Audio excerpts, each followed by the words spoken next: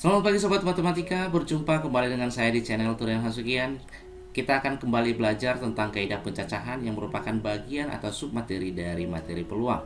Kita sudah belajar mengenai aturan penjumlahan, aturan perkalian, filling slot, dan permutasi. Maka sekarang kita akan melanjutkan kembali pembahasannya mengenai kombinasi, dan nanti saya akan tambahkan di video ini mengenai binomium Newton. Sebelum kita lanjut, jangan lupa untuk subscribe dan like video ini supaya saya semakin semangat untuk membuat video-video terbaru buat kalian.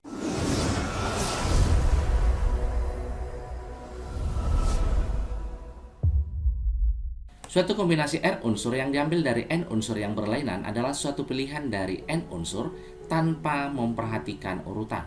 Jadi yang harus kita perhatikan di sini adalah tanpa memperhatikan urutan.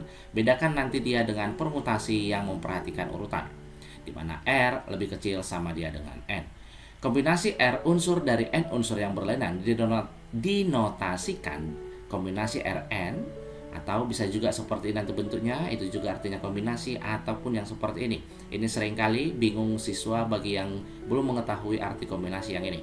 Ya, nanti dia dirumuskan dia dengan kombinasi R unsur dari N unsur sama dia dengan N faktorial dibagikan R faktorial kali N kurang R faktorial, dimana sebelumnya kalau dia permutasi R unsur dari N unsur itu kan dirumuskan dia dengan N faktorial per N kurang R faktorial.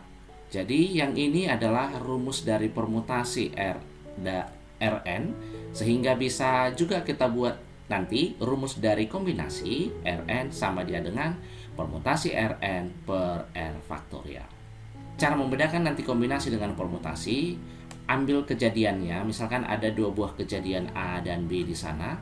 Kalau kalian tukar kejadiannya menjadi kejadian B A, kalau dia berubah atau dia tidak sama, berarti itulah nanti permutasi. Akan tetapi kalau dia sama, itulah nanti dia kombinasi. Pemilihan pengurus kelas, misalnya dipilih ketua, wakil, dan sekretaris. Jadi kalau kita pilih ketua dan wakil, kita tukar menjadi wakil, ketua, sama tidak yang ini? Otomatis tidak sama, berarti dia adalah permutasi. Untuk contoh yang lain, misalkan kita pilih dia pengambilan bola dari kotak, misalkan ada 6 bola atau 6 kelereng dari dalam kotak, diambil 2. Apakah kita gunakan kombinasi atau permutasi di sini? Misalkan kita ambil bola pertama dan bola kedua, kita tukar bola kedua, bola pertama, sama tidak? Pastinya ini dengan yang ini sama bolanya kan? Berarti kita gunakanlah kombinasi gitu. Jabatan tangan misalnya, si A berjabatan dengan si B berjabatan tangan, dan si B berjabatan tangan dengan si A. Sama tidak artinya? Sama. Maka ini kita menggunakan kombinasi. Jadi contoh-contoh dari kombinasi yang sering nanti muncul adalah jabatan tangan. Kemudian apa lagi? Itu tadi pemilihan atau pengambilan bola atau kelereng dari kotak misalnya, atau kejadian-kejadian yang lain yang nanti bisa kalian buat ke kejadiannya seperti ini. Kita ambil contoh nilai dari kombinasi 2 dari 10. Ya, berarti ingat tadi rumus dari kombinasi Rn sama dia dengan N faktorial per N kurang R faktorial dikalikan dengan R faktorial. Berarti di sini inilah N-nya, yang inilah dia R. 10 faktorial per 10 kurang 2 faktorial dikalikan dengan 2 faktorial sama dengan 10 kurang 2 adalah 8 faktorial, sedangkan 2 faktorial adalah 2 dikali 1. Berarti kita harus arahkan 10 faktorialnya ke 8 biar nanti bisa kita habiskan atau bagikan ya. Berarti 10 dikali 9 dikali 8 faktorial.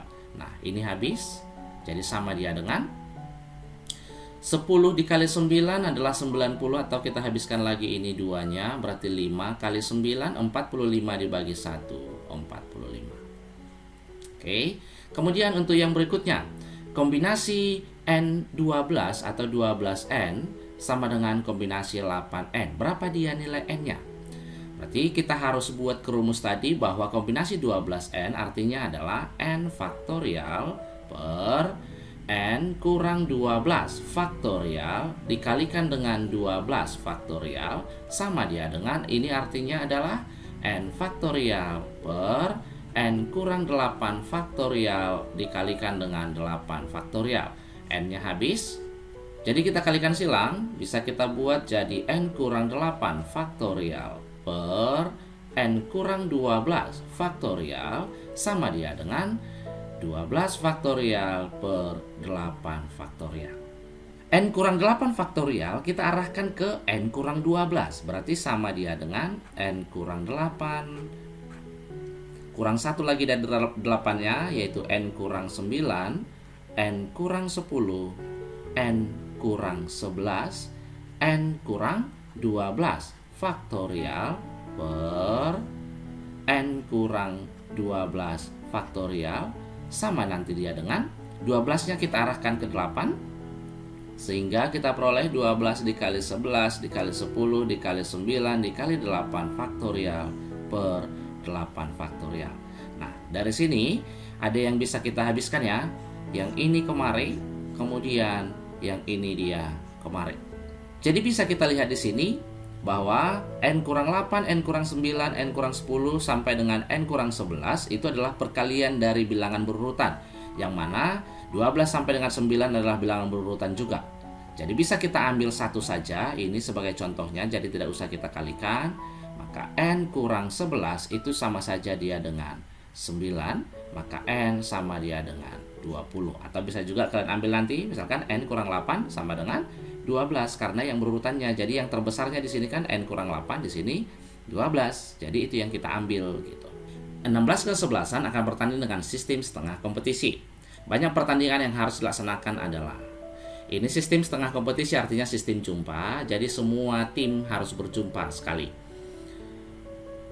Pastinya yang 16 ini adalah n-nya karena dia banyaknya tim ya. 16. Sekarang yang penting di sini adalah r-nya berapa. Untuk bertanding pastinya kita butuhkan minimal 2 tim. Berarti di sini R-nya adalah 2. Yang menjadi pertanyaan sekarang, apakah ini permutasi atau kombinasi? Untuk menunjukkannya, kita lihat, kita ambil misalkan sebuah kejadian si A atau tim A melawan si B atau si B melawan si A. Sama tidak ini? Pastinya sama ya, karena kalau si A dia melawan si B artinya si B juga melawan si A. Berarti ini adalah kejadian yang sama, sehingga kita gunakanlah kombinasi. Kombinasi Rn atau 2, 16, hasilnya adalah 16 faktorial per 16 dikurangi 2, yaitu 14 faktorial dikalikan 2 faktorial. Kita arahkan ke 14-nya. 16 dikali 15 dikali 14 faktorial per 14 faktorial dikali 2 kali 1. Ini kita habiskan saja. 2-nya ke 16 sisa 8. 8 dikali 15. 8 dikali 5 40 ditambah 80 yaitu 120. Jadi ada 120 banyaknya pertandingan yang harus dilaksanakan apabila ada 16 kesebelasan bertanding dengan sistem kompetisi, setengah kompetisi. Dalam suatu seleksi siswa yang akan mewakili sebuah sekolah di kompetisi matematika, tersedia 8 siswa pintar. Bila dari 8 siswa itu akan dipilih 4 orang untuk mewakili sekolah tersebut, maka banyak cara yang mungkin adalah. Berarti pastinya N-nya adalah 8, R-nya adalah 4. Apakah ini kombinasi atau permutasi? Coba kita cek. Misalkan si siswa A dan siswa B yang kita pilih, atau kita pilih lagi siswa B atau siswa A dan siswa A. Ini A dan B, B dan A. Sama tidak? Pastinya sama, karena itu saja orangnya yang kita pilih itu. Karena dia sama, berarti nanti kita akan menggunakan kombinasi. Sehingga dari sini kombinasi 4 dari 8 atau sama dia dengan 8 faktorial per 8 dikurangi 4, atau saya buat saja dulu ya, faktorial dikalikan dengan 4 faktorial. 8 kurang 4 itu adalah 4, berarti kita arahkan 8 ini ke 4. 8 dikali 7 dikali 6 dikali 5 dikali 4 faktorial per 4 faktorial dikalikan dengan 4 kali 3 kali 2 kali 1. Ini kita habiskan saja. 4 dikali 2 habis ke 8, 3-nya habis ke 6. Berarti nanti dari sini 7 kali 2 kali 5 adalah ini 10 dikali 7 berarti 70 lah hasilnya. Sekarang kita masuk ke binomium Newton. Bila X dan Y adalah variabel-variabel real yang tidak nol, maka penjabaran bentuk aljabar X tambah Y pangkat N dengan N bilangan bulat positif disebut binomium Newton dalam X dan Y. Ini dia penjabarannya. X tambah Y dipangkatkan dengan N itu sama dia dengan kombinasi 0N, X pangkat N, Y pangkat 0.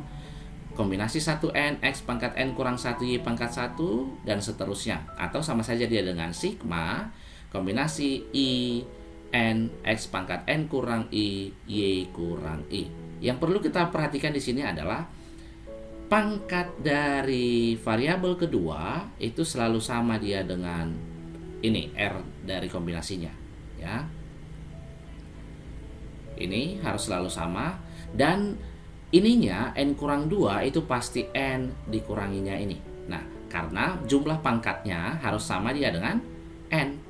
Untuk contoh yang gampang, saya ambil misalnya X tambah Y dipangkatkan dengan 2. Kalau saya kaitkan dengan rumus dari binomium Newton ini, artinya sama dia dengan kombinasi 02, karena N-nya kan adalah 2. 02 X pangkat sekian Y pangkat berapa? Ini berarti di sini 0, ini 2 karena dia pastinya jumlahnya harus sama dengan 2. Ditambahkan kombinasi setelah 0 pasti 1, di sini nanti 2. Berarti X pangkat berapa, Y pangkat berapa? Kita lihat ini karena di sini 1, ini pun pangkat 1, yang ini pangkat 1 karena jumlahnya harus 2. Kemudian yang ini karena di sini sudah kombinasi 2 dari 2, berarti ini harus pangkat 2, ini jadi pangkat 0.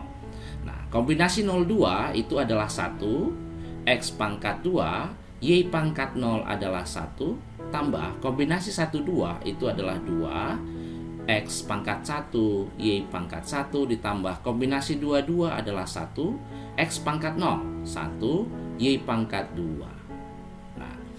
Kita sederhanakan lagi, ini adalah X kuadrat ditambah 2XY tambah Y pangkat 2. Jadi kan sama saja yang sudah kita pelajari sebelumnya bahwa X tambah Y pangkat 2 hasilnya adalah X kuadrat tambah 2XY tambah Y kuadrat. Ini dia. Dan apabila kalian belajar di SMP mengenai segitiga Pascal, pastinya kalian akan lebih gampang lagi untuk belajar binomium Newton.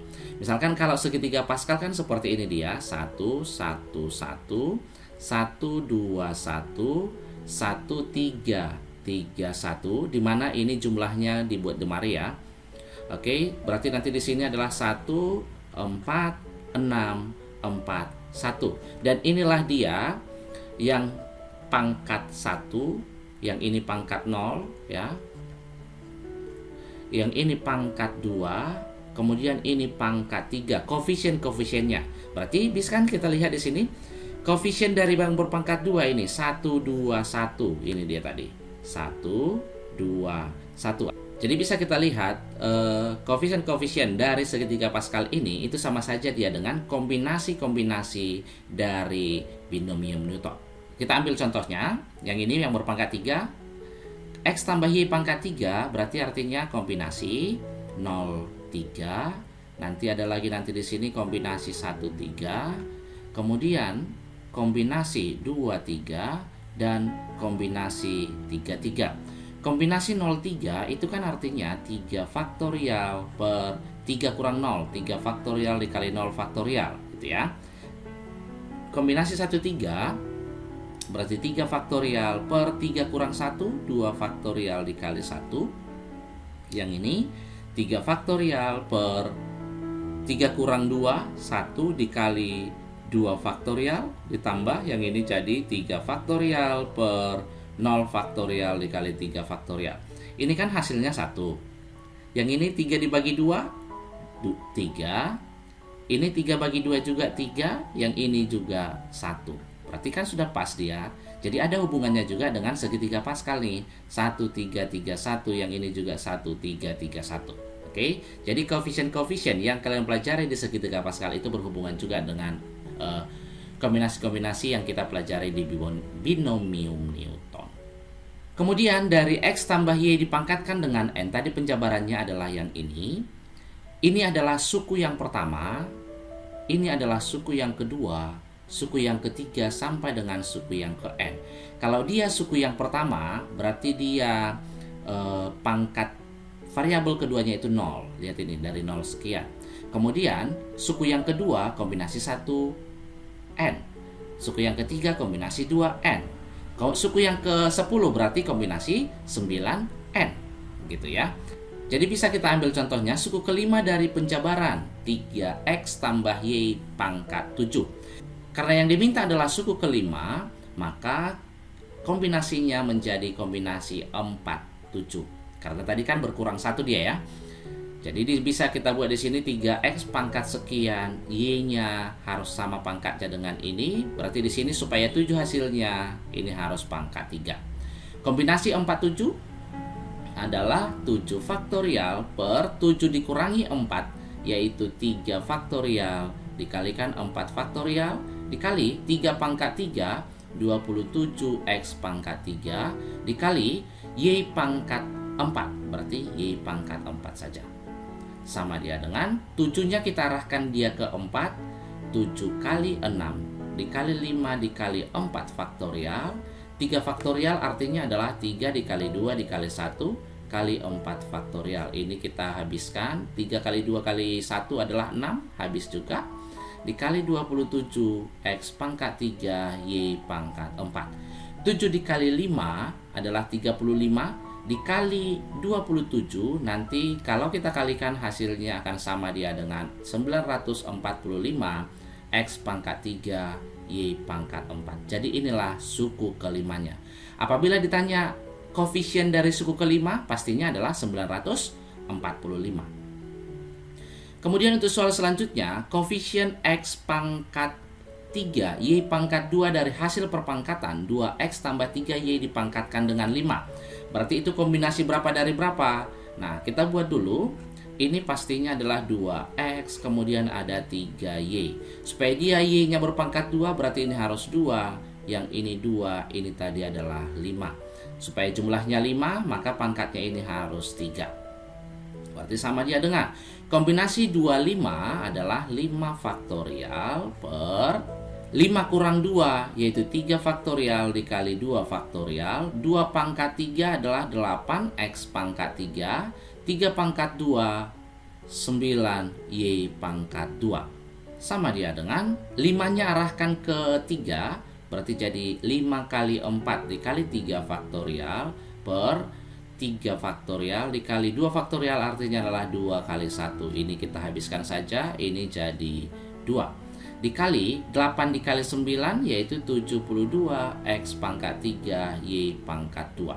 Sama dia dengan 5 dikali 2, 10 dikali 72, 720 X pangkat 3 Y pangkat 2. Maka karena ditanya tadi adalah koefisien X pangkat 3 Y pangkat 2, maka jawabannya adalah 720. Kita lihat contoh yang lain, koefisien yang tidak mengandung X dari penjabaran 3/2 X kuadrat tambah 1/3 X dipangkatkan 9. Karena dia tidak mengandung X nantinya, lihat di sini X pangkat 2, di sini X. Berarti perbandingan pangkatnya saja adalah 2 berbanding 1, maka pangkat 9-nya harus kita buat dia menjadi perbandingan 2 dengan 1, yaitu 3 dengan 6 atau 6 dengan 3. Maka bisa kita buat nantinya itu adalah kombinasi dari di sini 3/2 X kuadrat dan disinilah dia 1/3 X, karena di sini 9 dan perbandingannya ini harus 3 dengan 6, berarti di sini 3, di sini 6. Pastinya yang ini harus sama, yaitu 6. Kenapa di sini yang harus 3, kenapa di sini harus 6? Karena nanti kalau ini kita pangkatkan, ini kan pangkat 6, ini kalau kita pangkatkan hasilnya juga pangkat 6. Sehingga X-nya habis, jadi dia tidak mengandung X. maka ini kita selesaikan. Kombinasi 6, 9 itu artinya adalah 9 faktorial per 9 dikurangi 6, 3 faktorial dikali 6 faktorial. Yang ini jadi 3 pangkat 3 per 2 pangkat 3 dikali X pangkat 6 kali 1 pangkat 6 ya 1 ya, 3 pangkat 6 dikalikan dia dengan X pangkat 6. Ya, inilah yang habis, sehingga sukunya ini tidak akan mengandung X. Kemudian kita selesaikan lagi. Yang ini jadi habis, berarti di sini jadi 3 pangkat 3. Sama dia dengan 9 faktorial, kita arahkan ke 6 menjadi 9 dikali 8 dikali 7 dikali 6 faktorial per 3 faktorial, artinya adalah 3 kali 2 kali 1 kali 6 faktorial dikalikan yang di sini tadi jadi 1 per 8 dikali 27. Ya, yang ini ya. 6 faktorialnya kita habiskan. 3-nya juga kita habiskan kemari jadi 3. Yang ini juga kemari jadi 9 ya. Kemudian 8-nya habis. Sehingga sisa nanti di atas adalah 7. Di bawahnya 2 dikali 9 18. Berarti nanti koefisien yang tidak mengandung X dari penjabaran itu adalah 7 per 18. Baiklah sobat matematika, sampai di sini dulu pembelajaran kita. Kalau ada yang kurang jelas bisa nanti ditanyakan di kolom komentar. Selamat pagi.